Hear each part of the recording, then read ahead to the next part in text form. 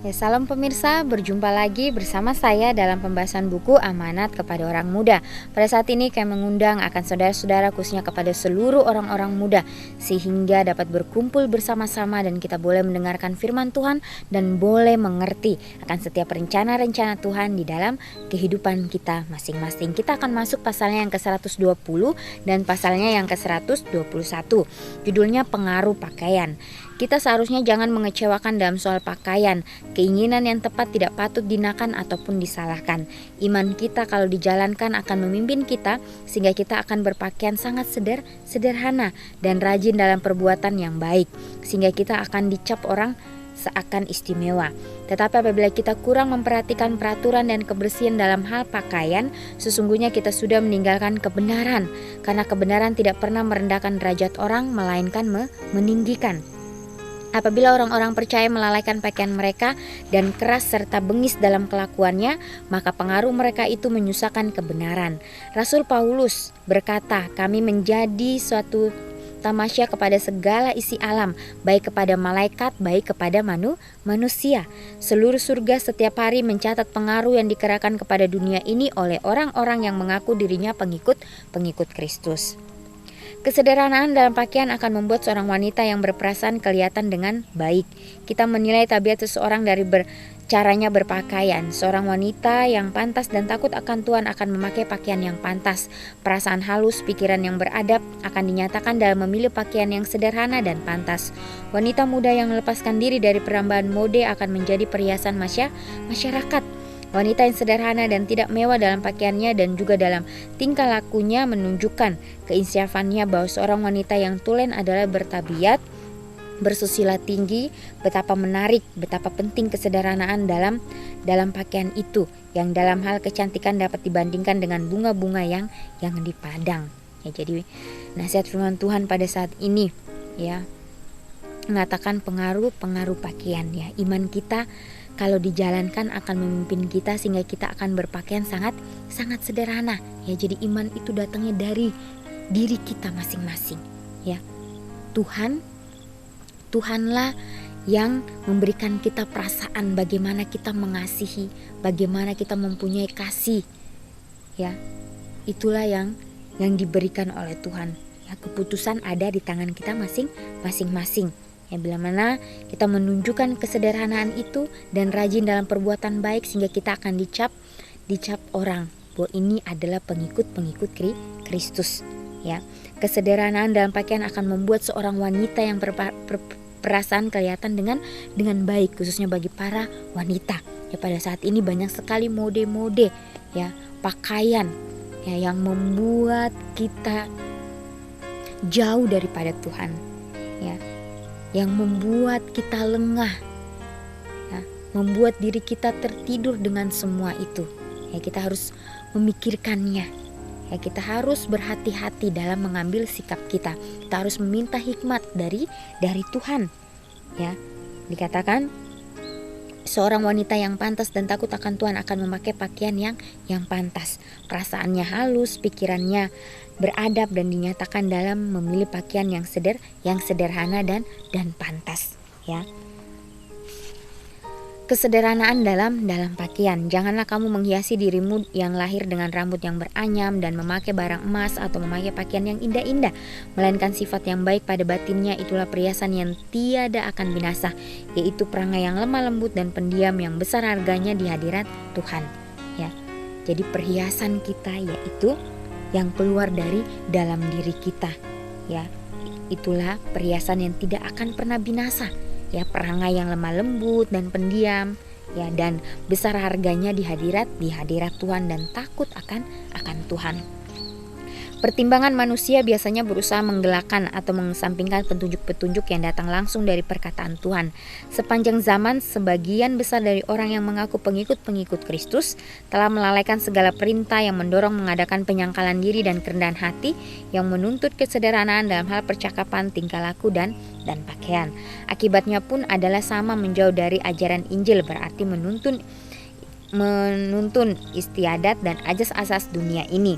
yang peribadatan yang sungguh-sungguh berubah menjadi adat kebiasaan yang tidak bernyawa. Kehadiran dan kuasa Tuhan ditarik dari golongan-golongan yang cinta kepada dunia tersebut, yang terdapat dalam golongan orang yang berbakti dengan rendah hati, yaitu orang-orang yang mau menurut segala pengajaran firman suci. Hal serupa ini sudah berjalan terus-menerus dalam satu turunan kepada turunan yang lain. Berbagai-bagai sidang telah timbul ganti berganti, dan dengan meninggalkan kesederhanaannya telah kehilangan sebagian besar kuasanya yang semula. Ya. Kalau kita melihat kecintaan terhadap mode dan kemewahan di antara orang yang mengaku percaya akan kebenaran buat zaman ini, ya, dengan sedih hati kita bertanya, apakah umat Tuhan tidak akan mempelajari sesuatu dari sejarah yang sudah lalu? Hanya sedikit orang yang mengerti hatinya sendiri. Orang pencinta mode yang sia-sia dan gembira boleh menjadi bahwa mereka itu pengikut-pengikut Kristus adanya. Tetapi pakaiannya dan percakapannya menunjukkan apa yang terkandung dalam pikirannya yang memenuhi hatinya. Kehidupan mereka itu membuktikan bahwa mereka bersahabat dengan dunia, dan dunia menuntut mereka itu sebagai miliknya. Ya. Ini kembali ditekankan bila mana kita adalah orang-orang, ya, yang mempercayai akan kebenaran, ya. Kita orang-orang yang berpegang teguh pada firman Tuhan, maka kita harus memperhatikan, ya, atau kita harus dengan sungguh-sungguh, ya, mempunyai keteraturan dan kebersihan dalam hal pakaian, karena itu adalah sebagian dari tindakan kebenaran, ya. Bagaimanakah seorang yang sudah pernah merasai cinta Kristus dapat merasa puas dengan sifat mode yang sia-sia itu? Hatiku amat susah melihat orang-orang yang mengaku dirinya menjadi pengikut-pengikut juru selamat yang lemah lembut dan rendah hati itu begitu gembira berusaha hendak menyesuaikan diri kepada ukuran dunia dalam soal pakaian. Ya, jadi Nyonya Ellen G. White, ya, menekankan di sini. Ya, dia sangat sedih sekali melihat orang-orang yang mengaku dirinya pengikut Kristus, ya, pengikut juru selamat yang lemah lembut dan rendah hati itu, ya, mereka menyesuaikan dirinya dengan ukuran duniawi. Ya, mereka sudah diperhamba oleh dunia, ya. Kehidupan mereka itu membuktikan bahwa mereka bersahabat dengan dunia. Ya, jadi di sini kita harus mengambil tindakan yang cukup hati-hati. Kita harus meminta hikmat dari Tuhan. Kita harus terus, ya, memohon Tuhan sehingga saya ini benar-benar berada di jalan-Mu. Ya, itulah yang harus kita minta terus-menerus. Sungguh pun mereka mengaku berbakti kepada Tuhan, sukarlah membedakan mereka dengan orang yang tiada beriman. Mereka tidak menggemari kehidupan peribadatan.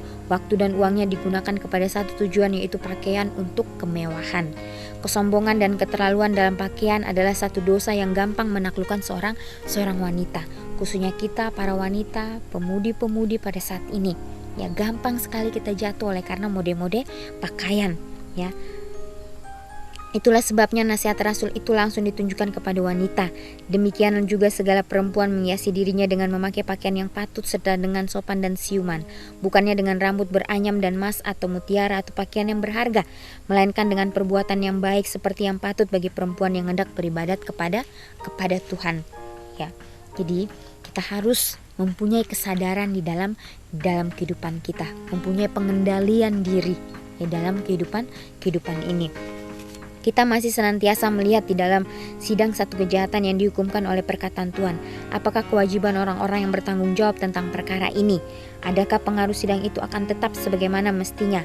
Sementara banyak dari anggotanya menuntut perintah mode-mode ganti menurut kehendak Tuhan yang dinyatakan dengan jelasnya. Bagaimanakah kita dapat mengharap kehadirat dan pertolongan Roh Suci sementara kita membiarkan segala perkara ini hidup di antara kita?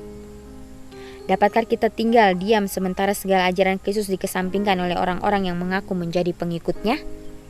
Ya. Segala perkara ini mendatangkan duka cita dan kebingungan kepada segala orang yang mempunyai pimpinan atas sidang Tuhan. Apakah saudara-saudara saya, kaum wanita, tidak suka memikirkan soal ini dengan teliti dan mendoakan hal itu? Apakah mereka itu tidak mau berusaha supaya dipimpin oleh firman Tuhan? Waktu terluang yang digunakan dalam menjahit pakaian setuju dengan mode dunia haruslah digunakan untuk menyelidiki hati dan mempelajari kitab suci.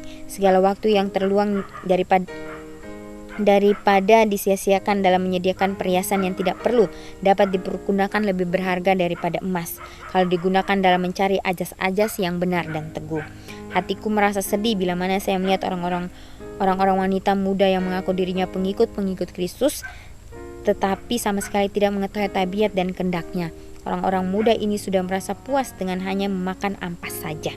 Warna dunia yang gilang gemilang kelihatan lebih berharga, ya, kepada mereka itu daripada kekayaan yang kekal, kuasa pikiran yang dapat dipertumbuhkan dengan pertimbangan dan pelajaran dibiarkan tinggal berdiam diri, dan kasih sayang tidak dilatih, karena pakaian lahir itu dianggap lebih berharga daripada kecantikan rohani atau kesehatan otak.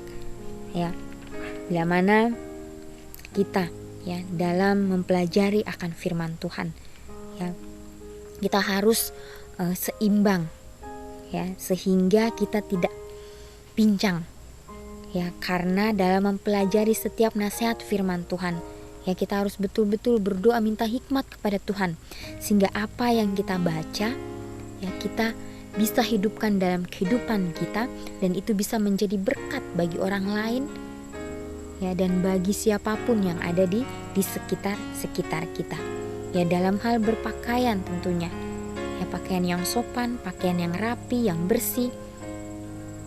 Tetapi pakaian itu tidak membuang-buang waktu kita, ya, dan juga menggunakan pakaian yang bermutu baik, ya.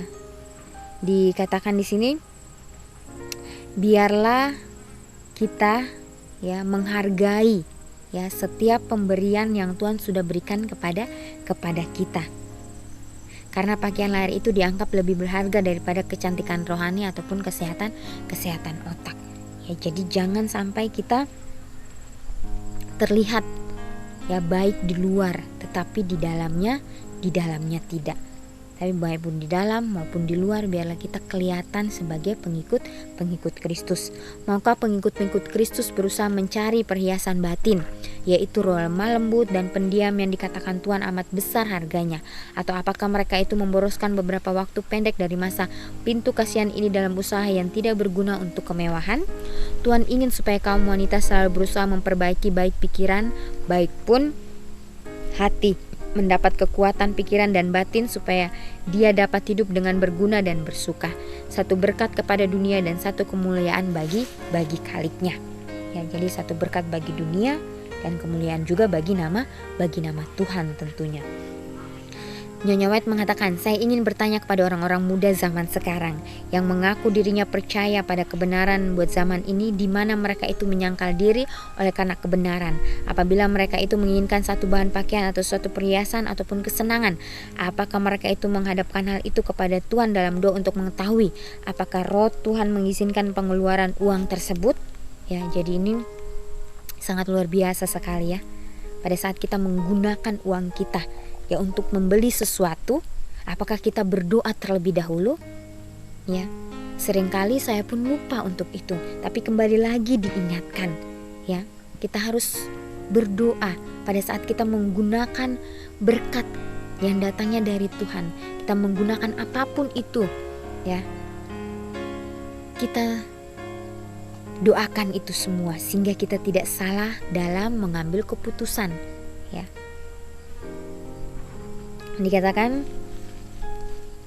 Tuhan mengizinkan dalam hal menyediakan pakaian mereka. Adakah mereka itu berhati-hati tidak mendatangkan celaan kepada pengakuan percayanya? Dapatkah mereka itu mencari berkat Tuhan atas waktu yang digunakan? Demikian itu adalah satu perkara masuk jadi anggota gereja, dan lain lagi halnya dengan bersatu dengan Kristus. Pengikut-pengikut agama yang tidak berserah kepada Tuhan dan cintakan dunia adalah salah satu daripada sebab-sebab kelemahan yang paling jahat dalam sidang Kristus. Dalam zaman sekarang ini, maka adalah satu kerinduan yang tiada bandingnya kepada kesenangan, pemborosan, dan pembelanjaan uang dengan nekat merajalela di mana-mana.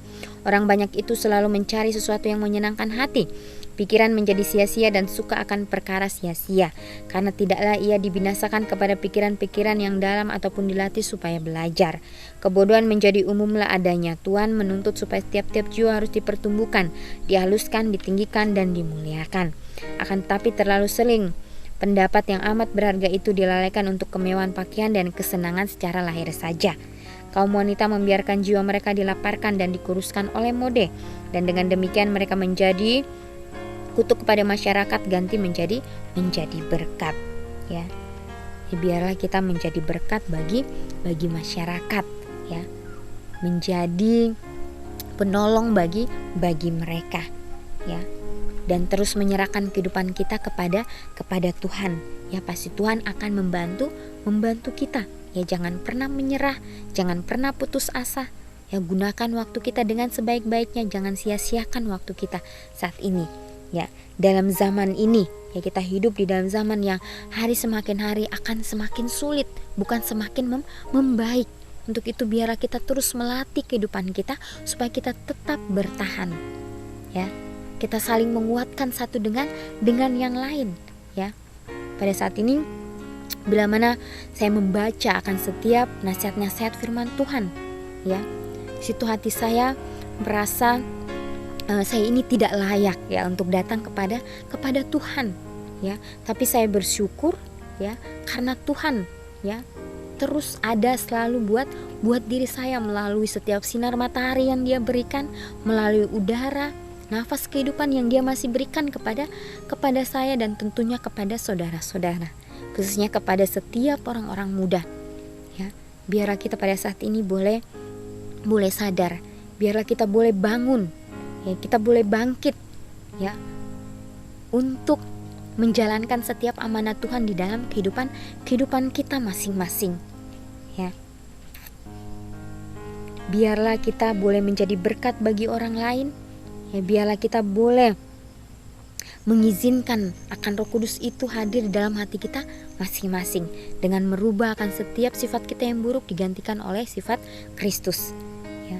Biarlah renungan kita pada saat ini melalui buku amanat pada orang muda, ya, boleh menjadi berkat bagi masing-masing kita, dan biarlah kita mengambil komitmen kita hari ini untuk memandang kepada Tuhan, dan biarlah kita menyerahkan kehidupan kita kepada Tuhan, dan kehendak Tuhanlah yang jadi dalam kehidupan kita masing-masing. Kita akan berjumpa di kesempatan yang berikutnya, dan Tuhan memberkati.